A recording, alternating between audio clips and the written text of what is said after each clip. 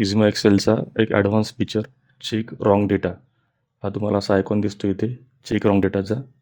याचा वापर करून तुम्ही बराच आपला डेटा जो असतो, मोबाईल नंबर असतात, आधार नंबर असतो, पॅन नंबर असतो, UDIS कोड असतो, IFSC code, bank account number, pin code, email ID, UPI ID, voter ID या प्रकारचा डाटा व्हेरीफाय करून व्हॅलिडेट करू शकता. म्हणजे जो चुकीचा आहे तो तुम्हाला हायलाईट करून मिळेल. बऱ्याच वेळा आपण लिंकमध्ये माहिती बोलवतो, पण लिंक भरताना त्यामध्ये बऱ्याच चुक्या होतात. मग त्यानंतर आपल्याला त्या व्हॅलिडेट कराव्या लागतात. त्यासाठी हा ऑप्शन आहे. आता तुमच्यासमोर हे मोबाईल नंबरची लिस्ट आहे. यामध्ये रॉंग मोबाईल नंबर आहे तर राईट पण आहे. तर तुम्हाला व्हॅलिडेट करायचे असले तुम्ही फक्त आपल्या इझिमा एक्सेलमध्ये जा आणि चेक करून डाटाला क्लिक करा आणि इथे मोबाईल नंबरसाठी 1 आहे म्हणून 1 करून ओके करा. बघा तुम्हाला सेकंदामध्ये व्हॅलिडेट झालं आहे. यामध्ये व्हॅलिडेट करताना आपल्या इंडियन फॉर्मॅटमध्ये कोणताही मोबाईल नंबर 0 पासून 5पर्यंत सुरू होत नाही. मोबाईल नंबर स्टार्टिंग 6789 या नंबरनेच होते, या डिजिटनेच होते. ते पण तो आपल्याला व्हॅलिडेट करेल. आणि मोबाईल नंबर 10 डिजिटचा असेल तो पण व्हेरीफाय करून तुम्हाला ते ॲन्सर मिळून जाईल. मग तुम्हाला सेकंदामध्ये तुमचा डेटा मोबाईल नंबर रॉंग आहे की राईट आहे तुम्हाला सेकंदामध्ये मिळून जाईल. दुसरा ऑप्शन पहा, पॅन नंबर. पॅन नंबरचा एक विशिष्ट फॉर्मॅट असतो. इंडियन गव्हर्नमेंटने दिलेला पॅन नंबरचा विशिष्ट फॉर्मॅट असतो. मग त्यात पहिले 4 कॅरेक्टर असतात, त्यानंतर डिजिट असतात, नंतर पुन्हा कॅरेक्टर असतात. असा तो आपण व्हॅलिडेट करू शकतो. फक्त क्लिक करा. पॅन नंबरसाठी 3 आहे, 3 दाबा, ओके करा. लगेच तो चेक करेल. बघा टोटल चेक किती झालेले आहे, व्हॅलिड किती आहे, इनव्हॅलिड किती आहे आणि ॲक्युरसी पर्सेंट हे पण तुम्हाला एक समरी म्हणून छोटीशी दिसते.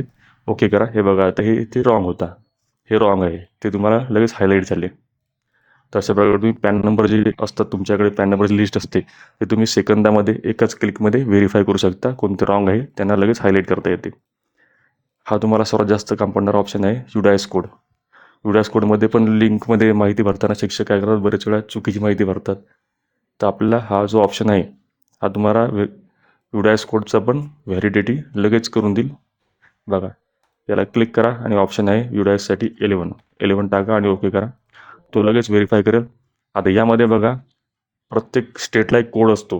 म्हणजे 27 हा कोड आपला महाराष्ट्राचा आहे, त्याप्रमाणे छत्तीसगडला, UPला, बिहारला, उत्तर प्रदेशला प्रत्येकाला वेगळा कोड आहे. तो कोड पण आपण यामध्ये सॉफ्टवेअरमध्ये टाकून दिलेला आहे.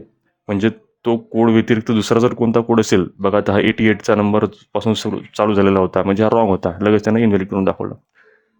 आणि त्यानंतर आपला कोड जो असतो तो 11 डिजिटचा असतो. तो कमी किंवा जास्त असला तर तो तुम्हाला व्हॅलिडेट करून लगेच मिळेल.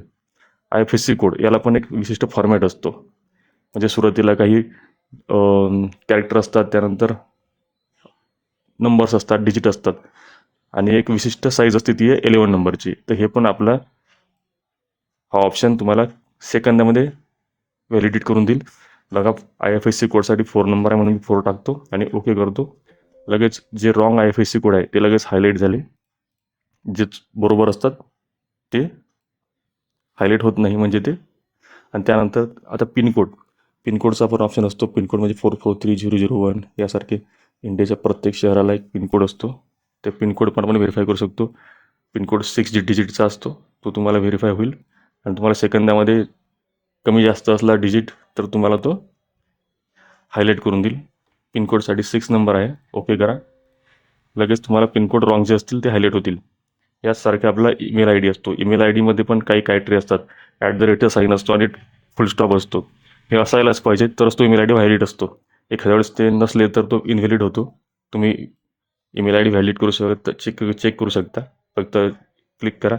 ईमेल IDसाठी ऑप्शन आहे 7ला क्लिक करा आणि ओके करा. लगेच जे रॉंग असतील ते बरोबर तुम्हाला हायलाईट होतील. आता बघा इथे फुल स्टॉप टाकायचा राहिलेला आहे gmail.comच्या मध्ये, मग तो हायलाईट झाला. इथे @ साईनच नाही आहे, तो हायलाईट झाला. अशा प्रकारे जे रॉंग असेल तुम्हाला सेकंदामध्ये हायलाईट करून मिळतील. वोटर ID पण एक विशिष्ट फॉर्मॅट असतो. पहिले कॅरेक्टर असतात, नंतर डिजिट असतात आणि डिजिटला पण एक साईज विशिष्ट ठरलेला असतो. हा पण तुम्ही व्हॅलिडेट करू शकता आपल्या सॉफ्टवेअरमधून.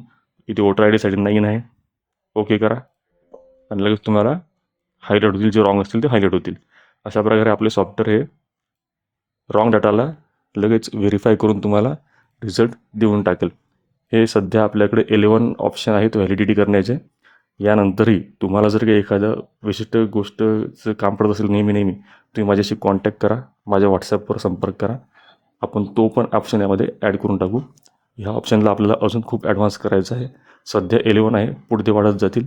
तरी आपले इझी माय एक्सेल डाउनलोड करा आणि वापरणे चालू करा. ऑप्शन आहे चेक रॉंग डाटा. हा तर मला वाटतं प्रत्येकाला कामात पडतो. कुठे ना कुठे तुम्हाला आधार नंबर व्हेरीफाय करायला पडतो किंवा पॅन नंबर, मोबाईल नंबर, बँकेचा अकाउंट नंबर, IFSC कोड.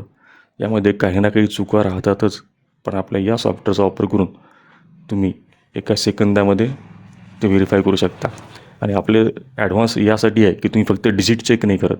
म्हणजे मोबाईल नंबर आहे तर फक्त मोबाईल नंबर 10 कॅरेक्टरचा पाहिजे किंवा 10 डिजिटचा पाहिजे असं नाही. तर मोबाईल नंबरचे स्टार्ट इंडियामध्ये 6789नेच स्टार्ट होते. ते पण आपण व्हेरीफाय केलं. पॅन नंबरचा एक विशिष्ट फॉर्मॅट असतो. पहिले न्यूमेरिकल कॅरेक्टर असतो, नंतर डिजिट असतात, हे असे ते पण आपण व्हेरीफाय करतो.